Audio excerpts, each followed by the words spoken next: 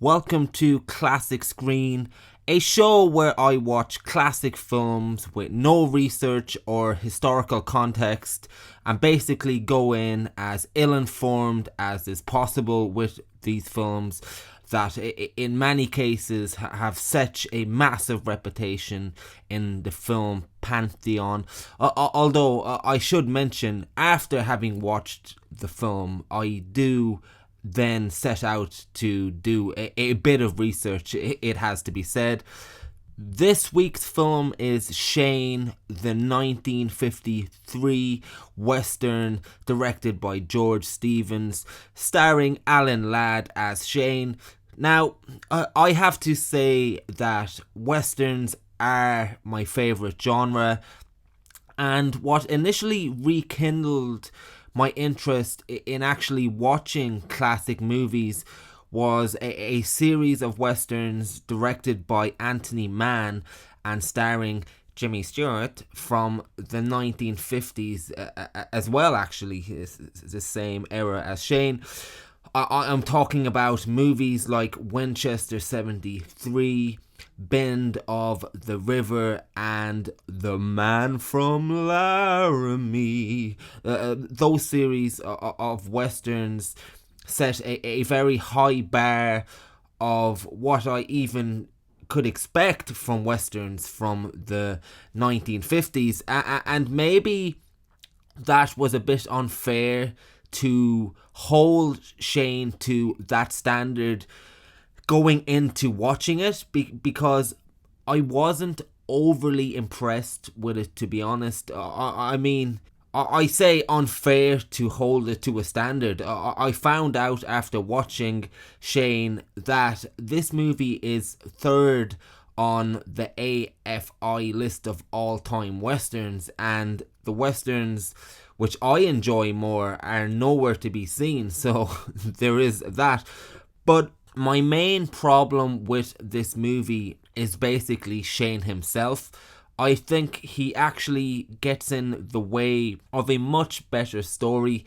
He's also kind of, in a way, the prototype for what we would call superheroes nowadays in superhero movies, except he's not set in a story to suit a superhero like performance. And to be honest, the story was much more enjoyable when it wasn't about him. He's basically Captain America. He's the blandest, most vanilla cowboy we could have.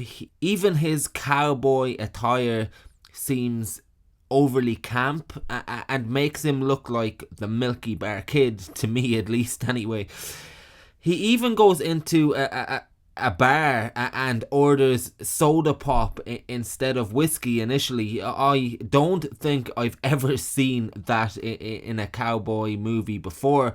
And I know the director went for as much authenticity as possible in terms of sets and production design, even going as far as importing cattle from other areas so they looked more scrawny and as historically accurate for the area as possible. So there is a chance that Shane's costume is much more accurate than I give it credit for, and it just doesn't translate well on screen, at least to me in 2018. It was probably maybe the height of fashion and Halloween costumes, if there was such a thing as dressing up as your favourite character for Halloween back then, but maybe it was much more trendy back then, who knows. And there is also a big chance my reaction to Shane stems from what audiences wanted from a hero in the 1950s compared to what we want nowadays. I say we, but I'm talking about myself, obviously. Maybe other people want things differently, but we don't want vanilla. I find it really boring. There is a bigger trend nowadays towards tortured figures and heroes with problems. So I understand that totally, but what makes this project so interesting as well to me is seeing what people wanted from cinema and how it has changed or stayed the same over time. Again, it doesn't help that I was probably given a false sense of the times with them great Anthony Mann westerns from the same era, because Jimmy Stewart's characters in those films nearly always had a gunslinger past, but were trying to reform. And I guess there is a little bit of that touched on here regarding the character of Shane, with how the gunslinger's days are numbered, but it comes much too late in the film, I think. And again, it's done a lot better in other westerns, even of the time. So the film opens with this beautiful cinematography by Loyal Griggs of Shane on horseback on the high plains near Jackson, Wyoming, and there are these great shots constantly in this film of the Grand Teton as the backdrop of this movie. In fact, I would argue that the cinematography is so good that it makes it seem too jarring when we do get them studio built sets that are meant to be outdoors at times in this film as well. I mean, normally in older movies I expect it without question because that's just what was done, but Loyal Griggs is so good at framing and the backdrop is so beautifully shot that I often felt that the studio built sets in this movie were robbing me of great cinematography. Again, completely irrational on my part because that was done, but what can you do? So in the opening moments of the film, Shane rides into this homestead where he meets this family, the Starrett family. Joe, who is the father, played brilliantly by Van Heflin, his wife played by Jean Arthur, and their kid played by Brandon the Wild. Now I'll get to this fucking kid in a minute. Jesus Christ, this kid, oh my god. But that's for later in the video. But as soon as Shane rides into this homestead anyway, and again I guess this is where we get to my 2018 film eye compared to the film eye of the 1950s, but from the moment he even arrives, the kid idolizes Shane, and Van Heflin's wife is basically in love with him. I think in a lot of movies you pretty much know where they're going to go for the most part anyway, so it's really about how you play film poker and how you show your hands as you go along and in what way. This film, through every moment possible, shows its hand on this love story. However, this is the part of my review where I say don't really pay much attention to anything I say in this review, really, because I got very cocky, let's say, in what way I thought this film was going to go, because this film's 1950s film poker skills seemed almost caveman-like to the film poker skills of movies in 2018. I'm talking about shots, what the camera focuses on, how it portrays things. So I got really cocky and ignorant in where I thought this movie was going to go because it all felt so obvious. I was basically waiting for moments most of the movie that maybe didn't necessarily happen the way I thought they would, and I wonder if I didn't think the film was going to go a certain way, would I have felt more positive about it? Because certainly I liked the final act in this film a lot more than the rest of the film, but I wonder, would I have liked Act 1 and 2 more if I wasn't just waiting for things to happen. It's a bit of a film critic lesson for me, I suppose. But anyway, as soon as Shane comes to this homestead, Jean Arthur Van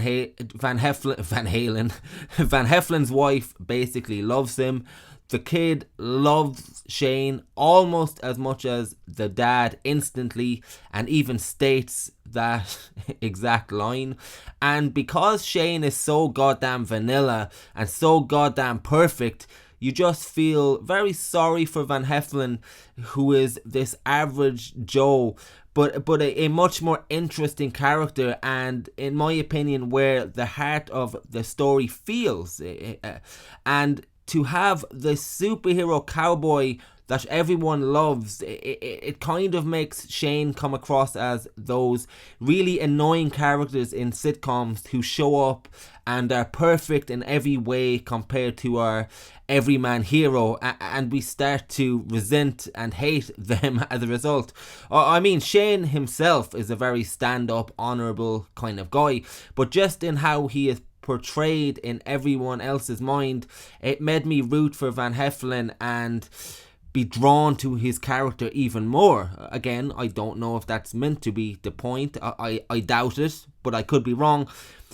And also, especially because the main part of this story revolves around the conflict between Van Heflin, who is basically a cattleman being forced off his land by the big cattle companies. A lot of this story is based on the 1892 Johnson War, which anybody who's seen Heaven's Gate would also be familiar with. It's a similar kind of thing.